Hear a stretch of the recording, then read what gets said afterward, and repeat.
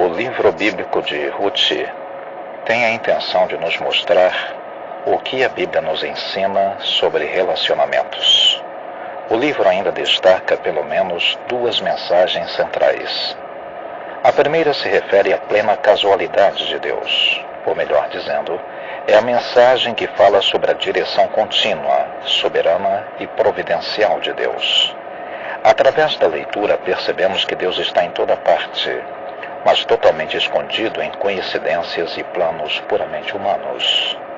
No capítulo 2, versículo 3, por exemplo, lemos que Ruth, por casualidade, entrou na parte do campo que pertencia a Boaz, vindo a encontrar-se com ele.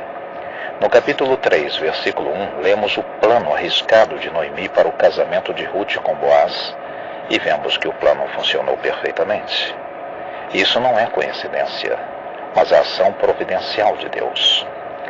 A segunda refere-se à graça de Deus, ou melhor, é a afirmação de que Deus não faz acepção de pessoas. Antes, todo aquele que tem no seu coração a disposição de buscar o Senhor, esse é recebido por Ele. Para Deus não há filhos ou filhas prediletos. No capítulo 2, versículos 10 ao 12, lemos que Ruth não é discriminada, apesar da sua origem, e nem desprezada por Deus, apesar de não ser israelita. Diz o texto que ela não foi repulsada quando veio buscar refúgio sob as asas de Deus. No capítulo 4, versículos 18 a 21, lemos que Ruth, apesar de não ser do povo de Israel, foi incluída por Deus na genealogia de Davi e, consequentemente, na genealogia de Jesus. O texto de Ruth, capítulo 1, versículos 1 ao 6, nos conta a história de uma família comum. À primeira vista, parece ser uma história bastante triste e cruel, e podemos perguntar onde Deus estava no meio de todas essas aflições. Mas precisamos voltar para o texto a fim de compreender melhor a sucessão dos acontecimentos. Logo no versículo 1, lemos: Nos dias em que julgavam os juízes, houve fome na terra. A compreensão desse texto é sumamente importante para o entendimento dos fatos posteriores. No tempo dos juízes, o povo de Israel recebeu um cuidado bastante específico de Deus. Ao ler o livro de Juízes, percebemos que em todo o tempo Deus estava buscando ensinar o seu povo a vida de santidade.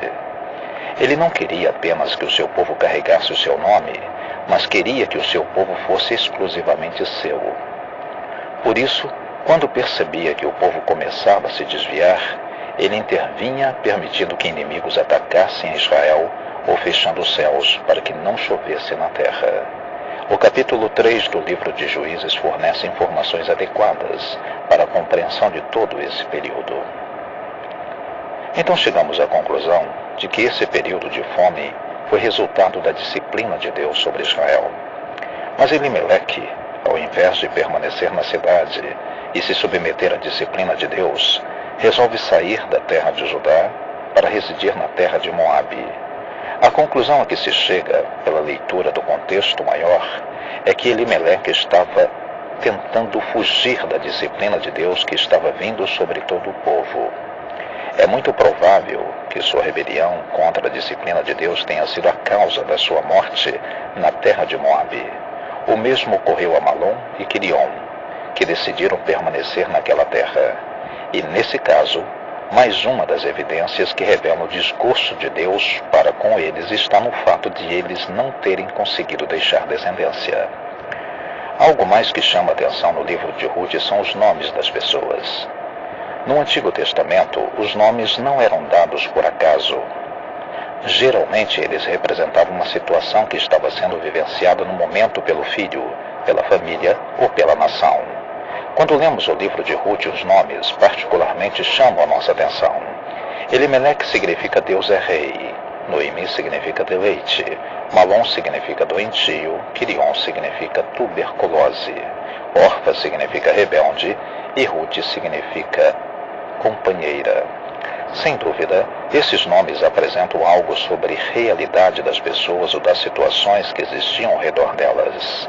Elimeleque provavelmente recebeu o seu nome como referência à boa situação que se encontrava Judá no tempo do seu nascimento. o governo de Deus e a prosperidade do povo. E o mesmo se pode dizer quanto ao nome de Noemi.